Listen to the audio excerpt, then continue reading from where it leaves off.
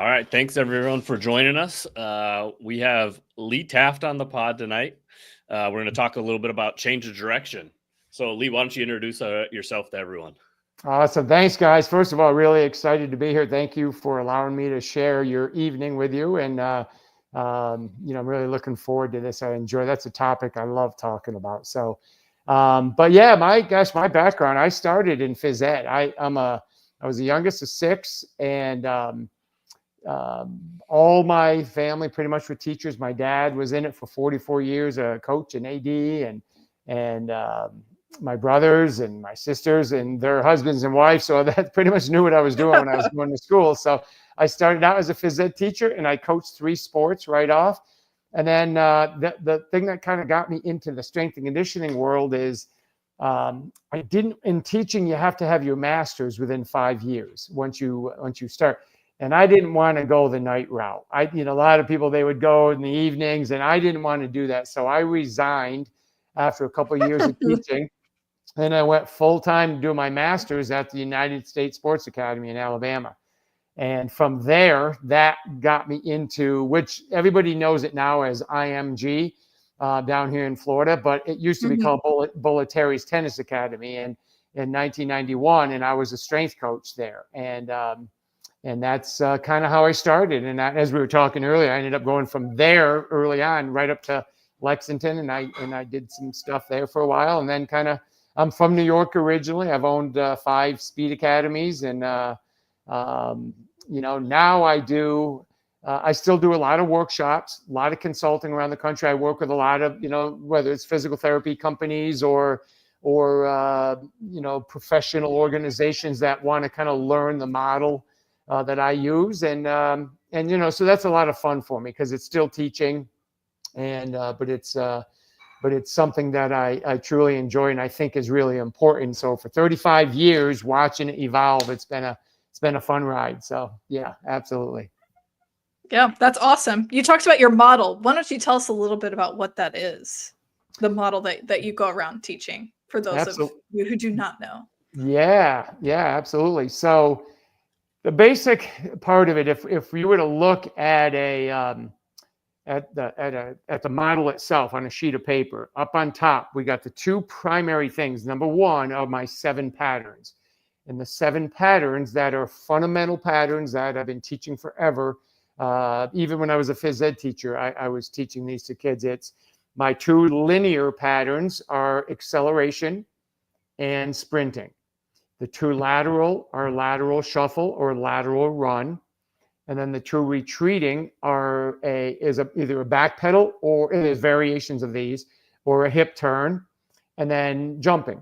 And obviously all of these have tons of options. I can jump, hop, leap, all different directions, different angles. But the foundation of being able to do these 7 patterns really, really well is critical for what I call, and those 7 patterns fall under my physical literacy. So can we become more literate movers? And that was part of my job as a PE teacher, and then as a movement specialist.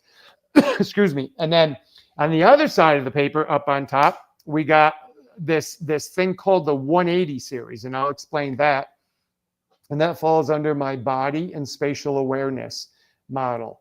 And what that is, so just imagine running forward for maybe 10 yards, and then all of a sudden you flip your hips and you end up backpedaling.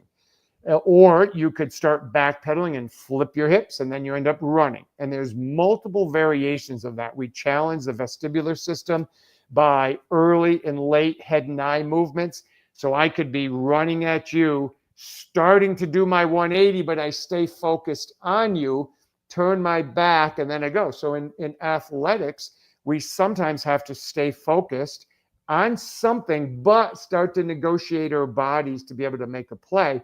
Or vice versa. I could be coming at you and turn my head very quickly, which actually expedites how quickly I turn my body. So we have multiple variations of that. We have a lateral, we have quarter turns that we use in our warm-up process. And again, it kind of, even though it falls under this body and spatial awareness, it's still movement literacy. And then right underneath that is our change of direction model.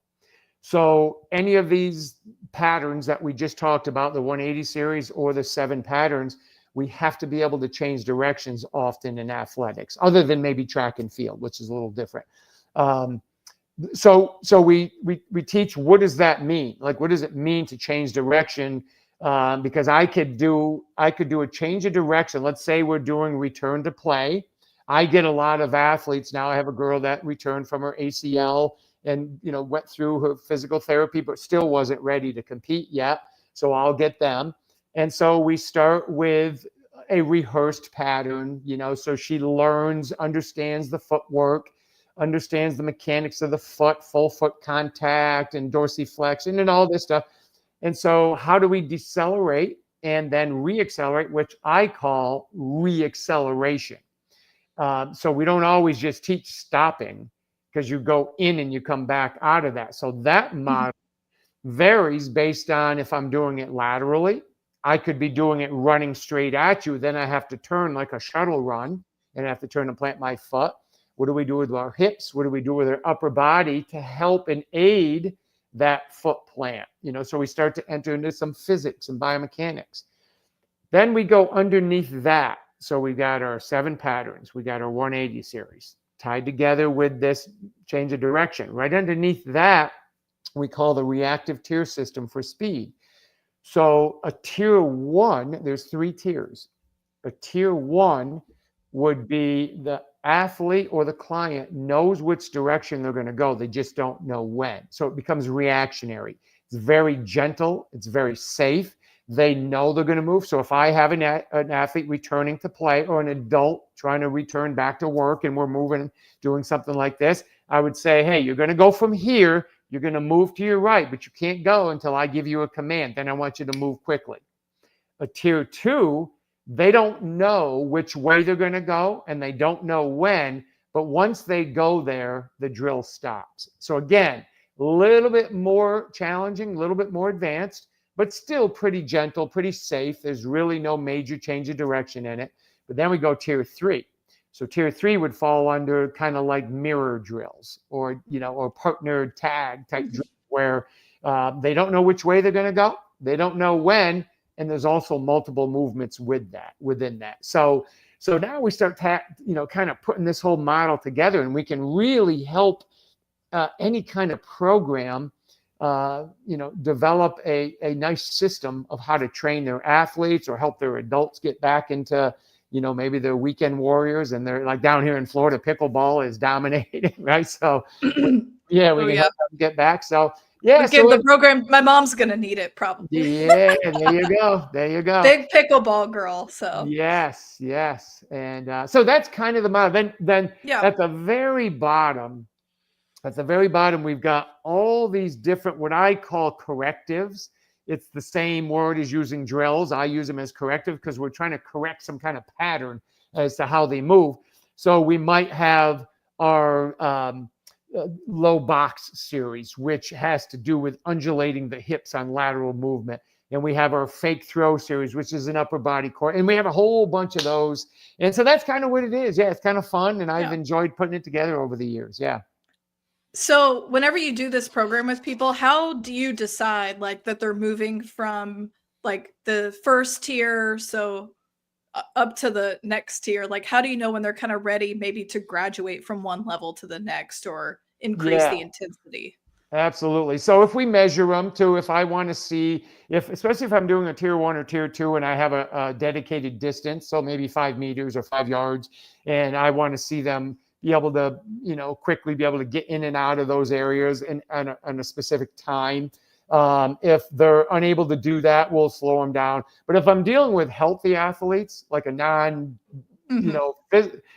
they finished PT, but they're not ready yet, that's a different athlete. But if I have a healthy athlete, a lot of times, believe it or not, I'll start them in the tier 3 because that's my evaluation. That lets me know, I think I need to back down to a tier 1 on this specific pattern. But on this pattern, they nailed it. Like, they're really good. Because if we take young kids or, high school kids, they go to the park, they do everything, right? So we know they can move. But if we're trying to tackle an efficiency movement, like really become more efficient. Sometimes you got to go that whole method or whatever method you choose. But that's a method I like to do because my greatest evaluations are when I see somebody move live, when they're untethered and they just get to go. Just like, that's why I like to watch game film. And then I can see how they move. And then I say, okay, now I see where they really struggle on that left leg. They're having a hard time getting out of that cut or that change of direction every time I used to work a lot in the tennis industry. Mhm. And I could see people they'd get on one side or the other and they struggled. So we would put an emphasis on that side. So that's kind of how I know it's not always a clean, exactly, right when to do it. It's kind of like, it looks like they're struggling. Let's back them down. It's Sure. kind of that. Yeah. Yeah. And then following up on that, like how often are they doing this type of programming? Because that's something that we struggle with our like late stage ACLs, trying to balance. They're doing strength training, they're doing plyometrics, we're trying to get their speed back, they're practicing. Like, is there a certain optimal dosage or how many times a week they should be working on this type of stuff? Yeah, I would say formally, meaning with you or with a clinician or a practitioner or a strength coach or whoever, at least if they're getting a couple exposures a week. But even when I have my athletes that come to me injured or ankle, I get a lot of ankle sprain athletes that are trying to get back.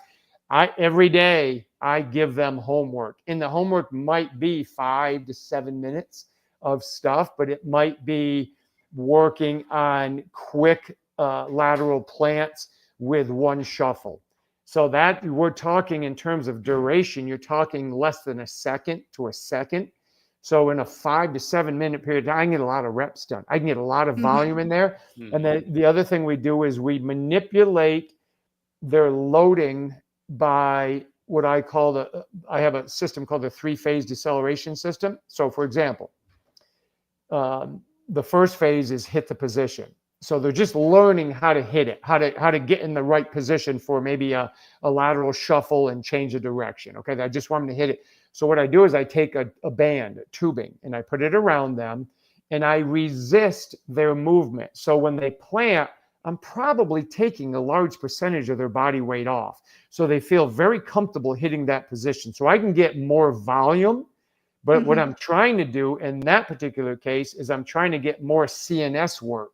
I want them to skill acquisition. Can we just get you reps? So we start rewriting that program in your brain. But by taking weight off them, I'm not putting too much stress on the joint or the tissue or the, whatever the injury may be. And then phase 2, or what we call control the position, we take it off. So now you got to do it body weight. Now can you hit it? And I might say to them, hey, when you go home tomorrow, we had a good session today. Tomorrow, I would like you to do 2 sets of 8 reps on each side. That's it. Just get them. I want one shuffle plant, recover back, one shuffle plant. And we'll do, so it doesn't take them very long, but they're getting more programming. And part of it is getting that proprioceptive and that kinesthetic awareness back is repetition. They just got it. The brain has to see it more times to be able to rewrite that program. So we try to get more reps, but reduce their volume, not volume, but their loading, their intensity. And then phase 3, when they want to get back and they're ready to play, we go to the final stages where I actually pull them into it. So I'm accelerating them into those we have about 8 deceleration patterns we train. And now I decelerate them into it.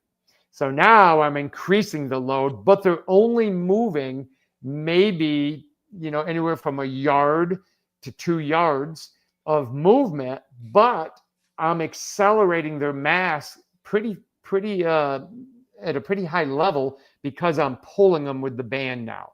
But because it's only a short movement, they can control it. But the load on the tissue and the joint is going to be higher. So what we'll do is we'll test the waters, let them try that. And if they show me that it's painful or they're struggling with it, we just back off. We get away from it. We go back to controlling it, body weight only. If I need to go back to hit the position where I resist them and kind of pull weight off them, we'll do that. So that's kind of how we control how much to do.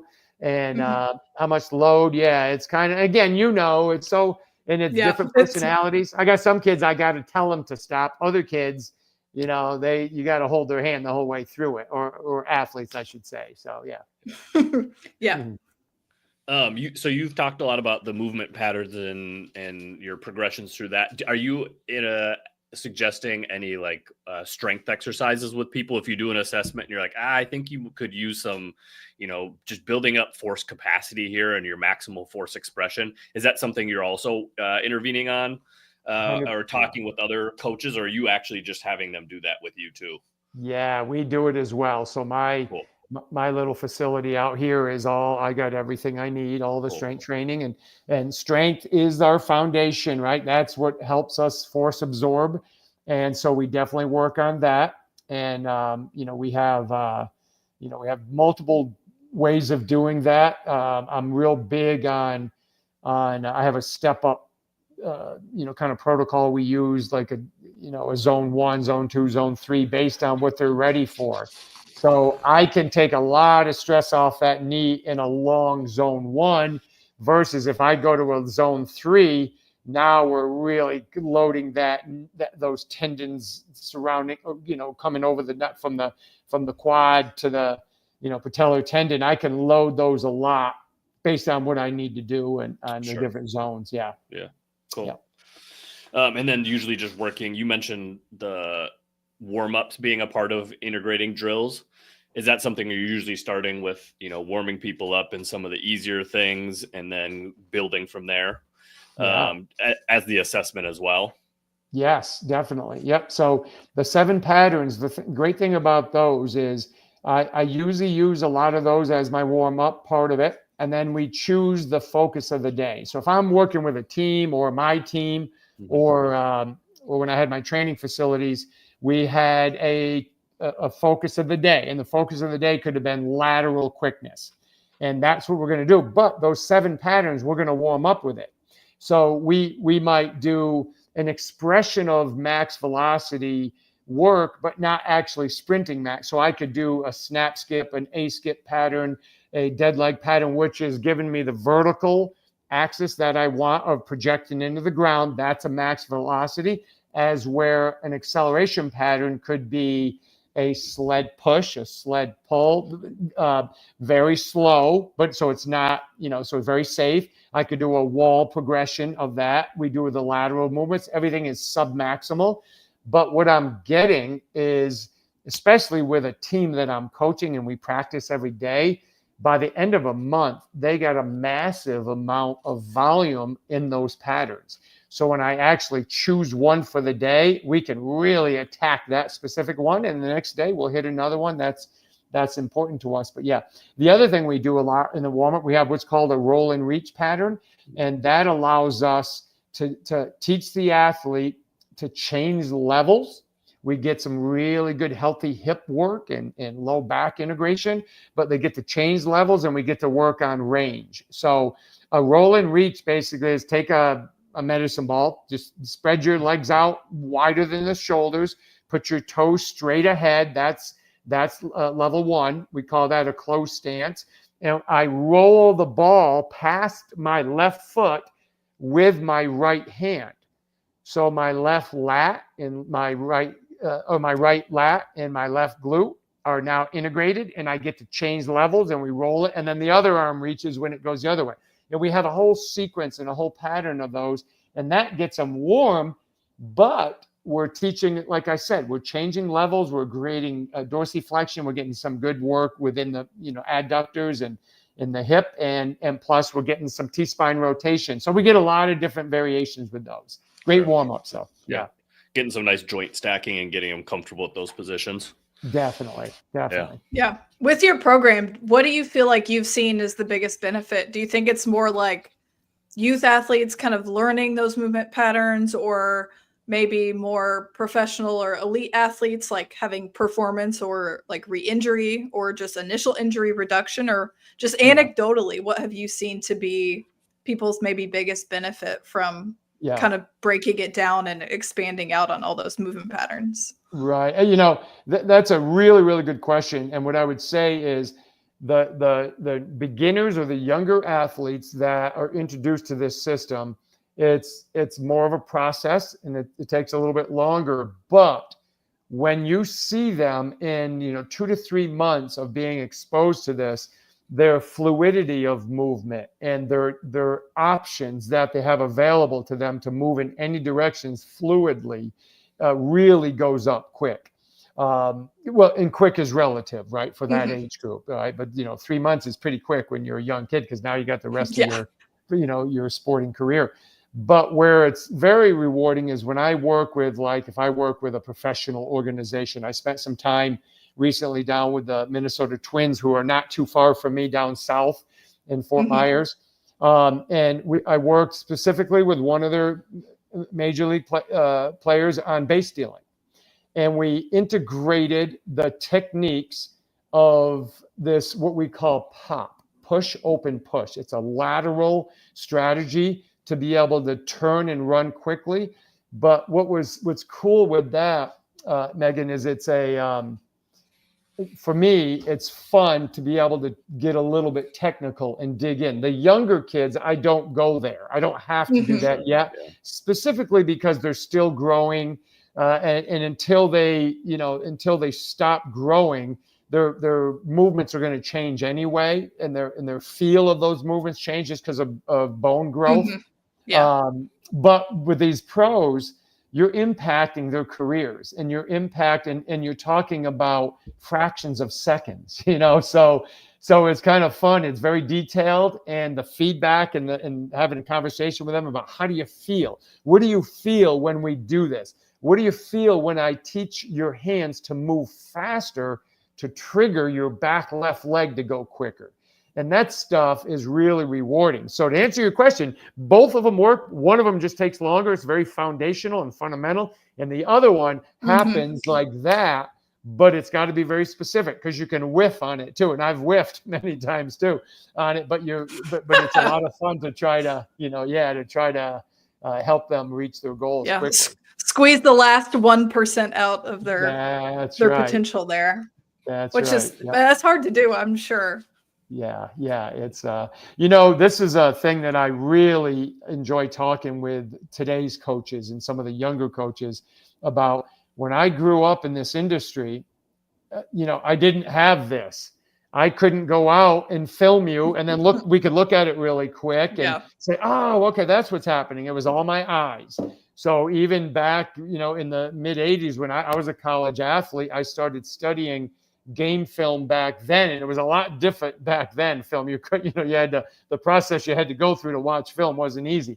And so, but I would study movement. I started to get enamored with how athletes move, how I move. Like, I wanted to see how I was moving my feet when I guarded another person in basketball, when I played tennis.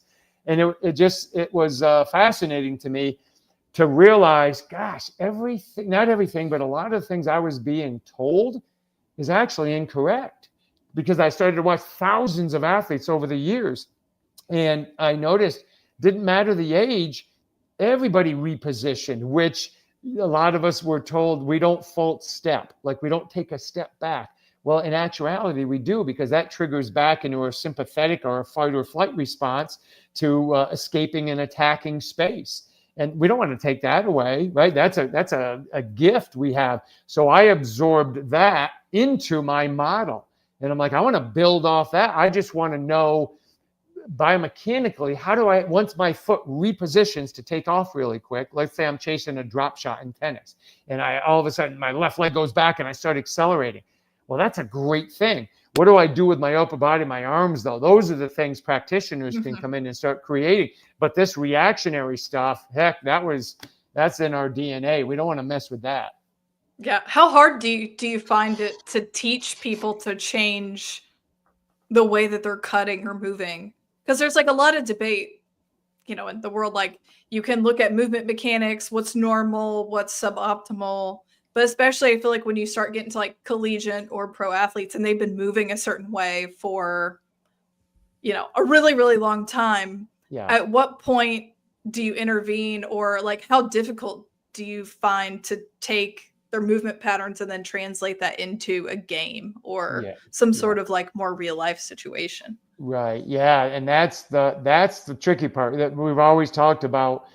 Usain Bolt, because Usain, hey, he loads his right side. Well, he's got scoliosis, and I'm like, I can remember a bunch of us speed coaches were having a conversation, and I'm like, I'm not touching the guy that runs a 9.59. Honey, you can be the one. If you want to mess him up, go ahead. I'm not touching him. So Abby Steiner ran at UK, and I know her, and she's got a funky arm carriage when she sprints, and she was like, they keep trying to change it, and and I'm like, well, if it's not broke, don't fix it. I guess you're doing great. I mean, I don't know what to tell you. Absolutely. So. The one thing that I try to do if I have someone to make a positive and a fulfilling correction to them is to try to get them to understand the value of having just slightly a different posture position, which is going to dictate their function better, right? So if it's an arm action or a body position, I try to get them to understand how it increases their speed or the reaction in that movement. So once they see it and they react and they go, if we can just be a little bit cleaner with our positions, it'll help them. And sometimes I try to do it through like a game or an activity that drives the pattern I want versus me having to keep telling them what to do. Mm-hmm. I just try to get them to do it that way. An example of that is I get, even in the NBA, or if I work with higher level college players, a lot of them, when they change direction, especially laterally, they do what I call either shoulder sway or shoulder dump. So a shoulder sway would be like I'm swaying in the wind. I plant my leg, but my shoulders keep going. A dump would be I plant my leg and my shoulder rotates forward and I kind of dump. And you could probably visualize seeing this. You'll see it with younger kids too.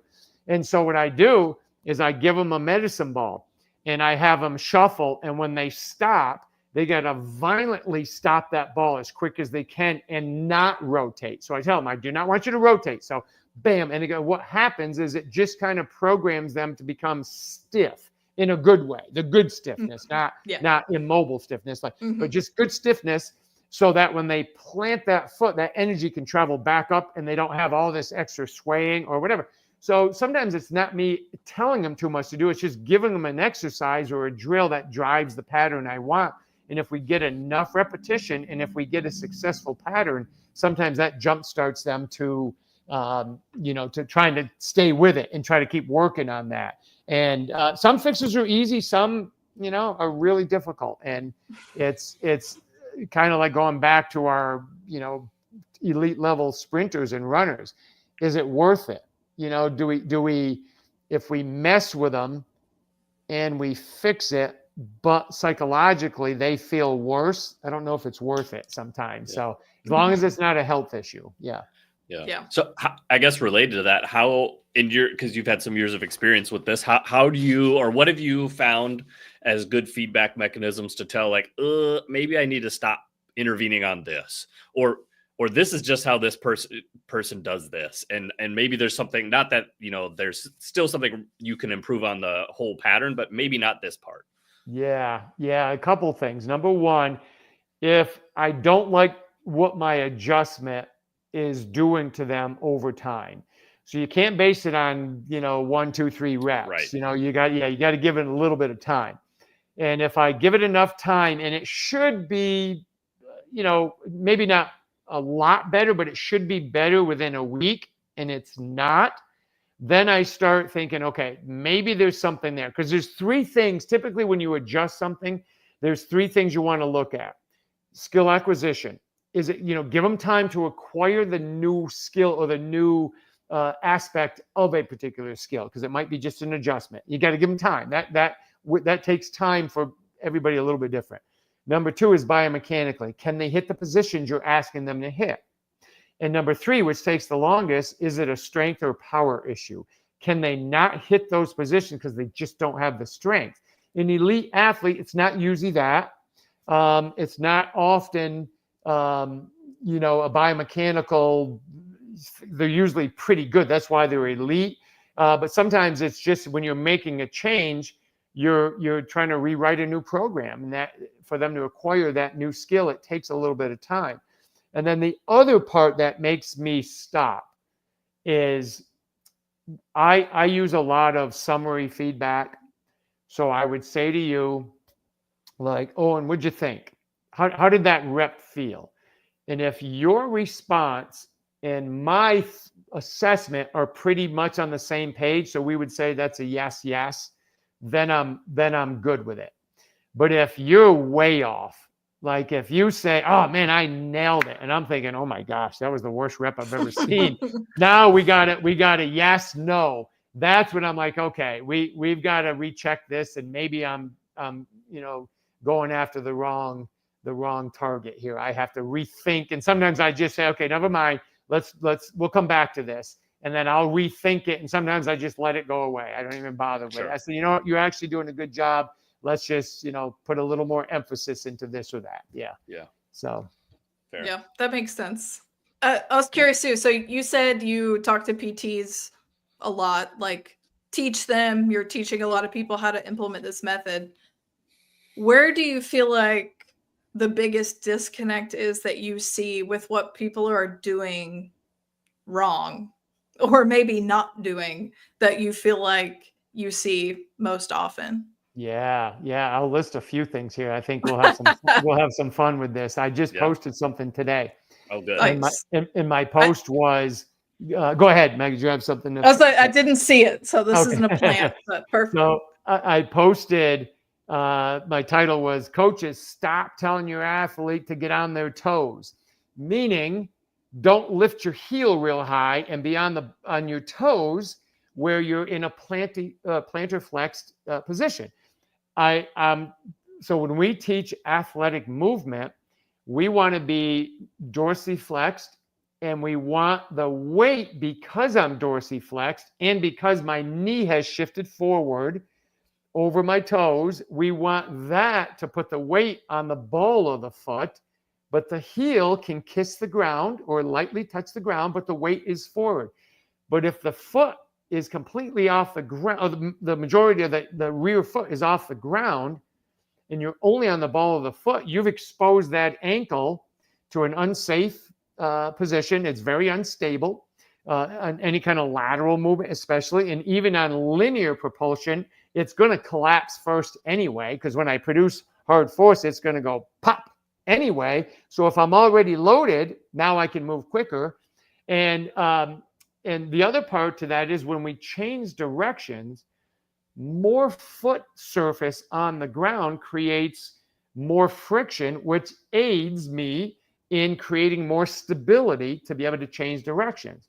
But as long as I'm dorsiflexed, which means my knee or my femur, everything is shifted forward, which loads the ankle, now we can move. And for years and years and years, and still today, coaches still fight me on that. Like, no, we want to be up on their toes. I'm like, if you just watch your athletes, you're going to see them, they're going to trigger, and they're going to drop that heel when they push anyway. And if you're moving laterally, that whole ankle joint is exposed to tremendous forces and weight. That's how they sprain their ankle. They land on somebody's foot, and they're in plantar flexion, and then they roll their ankle. That's a big one. Mm-hmm. One of the other ones is this concept of a crossover versus what I call a lateral run. And so if I'm speaking to physical therapists that are trying to create a performance return to play model of movement, and we're working on, let's say, a test like a 5-10-5, a combine test, right? Very basic test, 5, run 5, 10, 5. Okay, most of them they teach what's called a crossover. The problem is the front femur gets in the way of the back femur. And what really needs to happen, kind of going back 10 minutes ago when I talked about the sympathetic nervous system in this fight or flight, when I'm trying to escape and get, escape for my life, and I'm trying to run or I'm trying to attack, when I push with my left leg, my right leg should externally rotate in clear. That allows my left leg, when it's turned, to come forward. Now I start going into a normal gait cycle. But if I do what's called a crossover, which a lot of people teach, if my right foot stays perpendicular to the direction I want to travel, my left tries to cross over that. Well, I've got all this bony structure of my right leg in the way of my left leg. So we make sure they learn to clear and open. So I basically say to them, look at your right, if I'm going to my right, your right kneecap is like a flashlight. Flash it into the direction you want to go. So you turn and open that way. So that's why we call it pop. Push, open, and then once I finish pushing with the back leg, now I push with the front, and then I begin my stride pattern. That is a big one. That's one that I fought many companies over the years on this that have these big training companies, and they teach that model. But I'm saying if you watch your athletes on film, nobody will do it that way. They'll all reactively open up. That's the mechanics of the human gait cycle, whether it's a lateral gait cycle, a hybrid, or linear gait cycle. Each leg has a job to do. Are they teaching that as like part of how to get faster? Yeah, I'm not really in the like field strength and conditioning space. Are they testing it? Are they training it? Or so take base stealing, for example. Just take an athlete that's taking a lead and they're in a good athletic stance, and they're going to turn and go to their right, which would be second base. And a lot of them teach. So if my right hand represents the front foot towards second base, a lot of them teach to put pressure on this foot first and then pull the back leg across. And I'm like, my goodness, where your center of mass, look at all the weight, all the mass that's behind this foot. Yeah. You're not very efficient pulling all this body weight, but your back leg is set up to push it and move it in that direction over your right leg, which can now prepare to push and go. It's much healthier on groins, adductor regions, on foot, on knees, on, the whole structure. It becomes very inefficient. And, we have, obviously this ability to pronate our foot. Well, that pronation starts propulsion. So when I collapse and I roll in and I find the middle part of my foot and I find my big toe, well, I can use that to propel myself in that direction. But if I use my front foot, it just doesn't make any sense. It doesn't work that way. Yeah. And if you break it down and study it on film, you'll see athletes that are taught to do it that way really don't do it that way very well. It's like they're trying to fight, not doing it the correct way because their coach is yelling at them to not do it that way. So so that's definitely a big one. And I want to share one more with you, then I'll let you go. But you've all heard of the false step. The false step is something that's been preached for years. I was a high school football player, and our coaches said, "No, false step." And a false step is I'm in an athletic stance, and all of a sudden I react to something, a whistle or the play, and one foot quickly steps behind. Well, I started calling that back in the, 30-something years ago, I started calling that a plyo step, because I got looking at it and I'm thinking, well, gosh, yeah, I do want to do that. That's what actually makes me react quick. And now there's been research, a lot of studies in Europe on this particular step, and they say, oh yeah, without doubt, that's the quickest action. Well, again, that's an innate reaction of my nervous system to get me to move. But if we look at it mechanically, when my legs go from this kind of bent knee athletic stance to one leg starting to straighten out a little bit behind me, that is plyometric. That's elastic.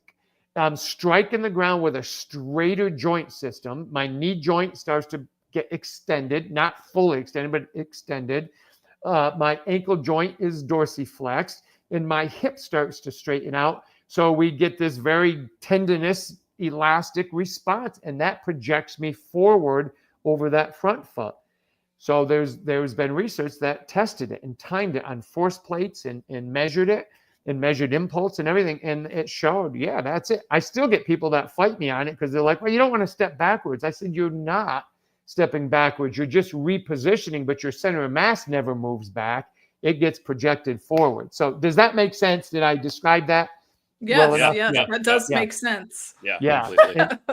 And it's elastic. We we as human beings, when we want to react and move quick, power is great, but elasticity is what allows us to move quickly. Power helps us when we have to kind of use a little bit more force and strength and a little bit more time under tension. But if I'm making a quick movement, like when you jump rope, you don't squat down, you stay tall and you bounce off your feet, right? You bounce. That's elastic. And that's what that's what I'm kind of relating it to. So, yeah. Do you feel like elasticity can be trained, or do you feel like there's certain athletes that are just inherently elastic? Because, like, I see all these athletes. Some are just gifted. They have it. They're reactive. And then there's others who are not as much. And those are always the ones who think they're going to the NFL and the NBA. And I'm like, well, I'm not so sure about that. But like, I know strength and power, obviously those qualities can be trained. But do you feel like elasticity can be improved through training? That's a really good question. And I have had pretty good success if I if I use a pretty good, if I'm given enough time to work with athletes. It's hard nowadays because kids just don't stay with programs very long. But in the olden days, I did a lot of isometric holds in various positions to create, tension and stiffness within tendons and get that joint to be stiffer. And even if it was a heavy sled push or a sled pull or holding a split squat position, with a slightly elevated heel, so there are things that we've done where we have helped athletes become more springy, and we would measure them on different things like a jump mat or various things and different protocols of not allowing them to bend their knees a lot. It had to be more foot oriented and ankle oriented. Mm-hmm. And then we would measure their jump, and we have had improvement. I've done it with my own children, my 2 daughters and my son. And we've done stuff like that. And then, and some athletes, like you said, they just, they chose the wrong parents, they just, you gotta pick the right parents that were good athletes. And sometimes if you don't, it's hard. If your DNA says, sorry, I'm just a little tired today, I'm not going to give you much. That's just the way it is. But again, we can always improve things. How much depends on several factors. Mm-hmm. Sure. No, that makes sense. Yeah. Let's see. With your lateral, and you talked about different movement patterns at the beginning. Yep. How much of especially in the beginning with kids, how much crossover do you feel like there is between the different patterns? Like if you just focused with just lateral on kids, how much bleed over would you see into some of these other patterns, like the linear acceleration and max velocity stuff and certain things like that? Yeah. Well, the cool thing with that is laterally that is different because that's not normal for the developmental cycle when we become toddlers and we grow up. It's usually linear first, gait, walk, crawl, everything's linear. And then when we develop this lateral, what happens is we're still developing great qualities within their quadriceps and their hips and their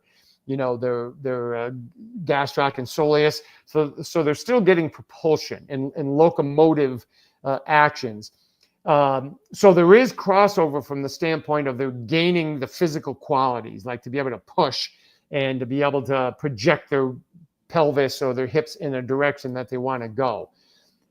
But the really cool part that I look at is a linear gait cycle.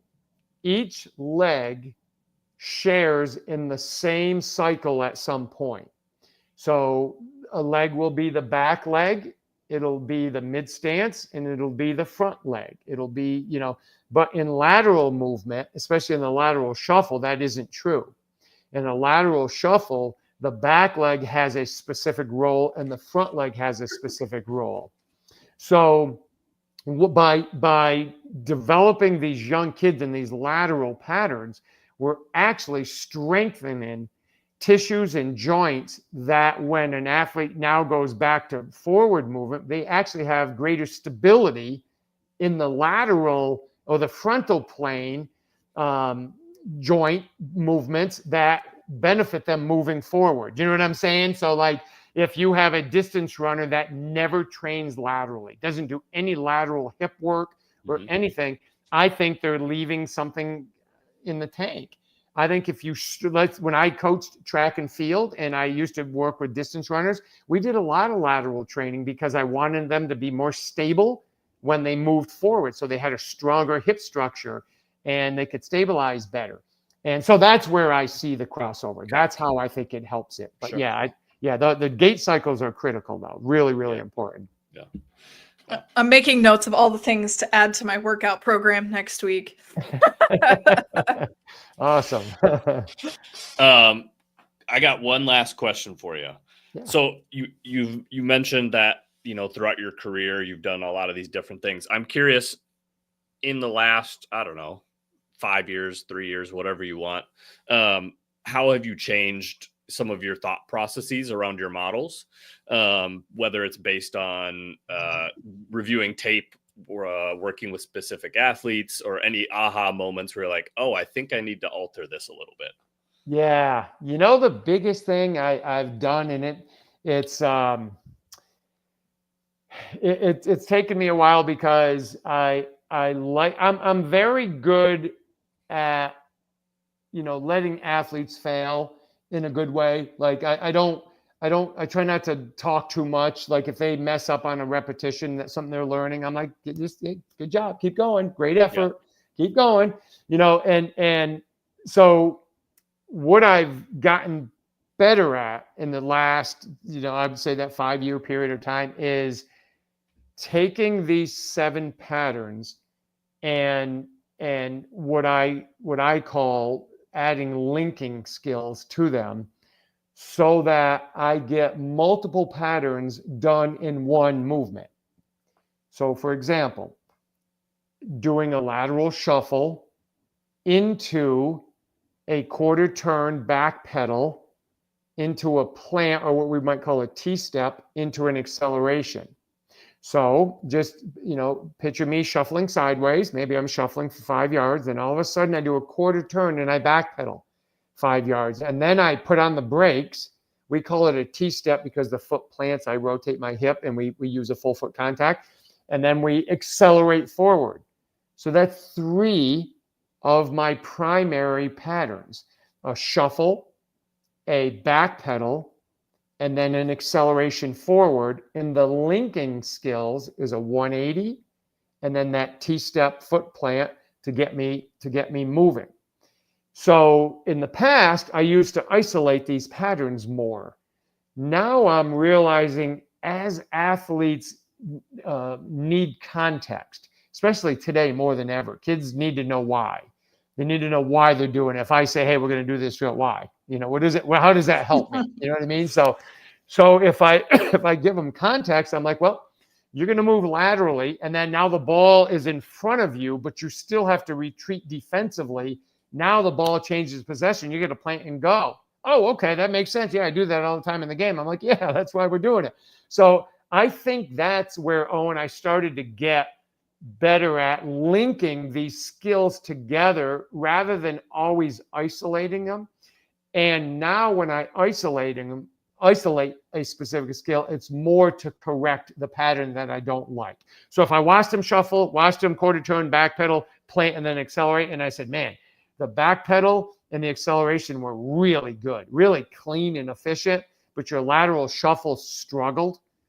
Okay, I might put a little bit more emphasis on that lateral shuffle. I might put a little bit of time there, but the whole movement showed me that. You know what I'm saying? It gave me the chance to expose them to a plethora of movements, and then I could see kind of the weak link, and that actually helped me become better at evaluating or assessing their movement. Cool. Yeah, that makes a lot of sense. Yeah. And when I teach, we have several movements, but one like a snap shuffle. A snap shuffle is a very quick, aggressive shuffle, but we don't replace footprints. When I shuffle, a snap shuffle is shorter. It's just snap real quick. Well, we use that in basketball and different variations on hedging or whatever we might do. So when I'm teaching these types of lateral movements, I put them in those positions that they'll use in the game. And that gives them context. And they're like, I know exactly why coach is doing this now, because this is what I have to do to be a better defender on this defensive play. So that's what I have to do now to get the athletes to buy in more, is you got to say, well, this is what you're going to do. This guy keeps beating you on this, so this player beat you. Well, this is what we're going to work on athletically from a movement pattern standpoint. Yeah. Yep. Buy-in is key for getting young athletes specifically to do what you want them to do. That's for sure. And I'm sure you guys run into that with adults that you're rehabbing. I primarily work with high school athletes, so you do. Okay. It's I get the why. Oh, Yeah. All right, I'll tell you why. So I can commiserate, but yeah, exactly. Yeah. I try to tell them, if I can't tell you why, then maybe we shouldn't. So it's a fair question, but there are days when you're just like, just shut up and do it. Because I said so. Yeah, you know why. Yeah. Exactly. All right. Well, we will go ahead and wrap up and let you get back to your evening. But Lee, why don't you tell the listeners where they can find more information about you if they're wanting to kind of get a visual on your framework? Where might they be able to get a hold of that? Well, thank you. I appreciate that. So I'm pretty active on social media, anything at LEE TAFT, or if you go LEE TAFT in YouTube. Actually, if you go to LEE TAFT, type in YouTube LEE TAFT's, speed drills, or LEE TAFT, lateral, anything like that. I have tons of old videos, hundreds of them in there, and you can see little snippets of training stuff, and that's used. I use that a lot to share with people who want to learn stuff. I just put them to YouTube. But then anything at LEE TAFT, I'm pretty good at getting back to people. And then if they go to leetaft.com, that's kind of where they can find us, some different things we do and projects we got going on. So so it's fun, and I love the communication with trainers and coaches and therapists and parents and athletes. So it's a lot of fun for me. So thank you. Great. Awesome. Well, thank you for taking time out to talk to us. We appreciate it. Yeah, my pleasure. Thank you for having me. I appreciate it. Yeah. This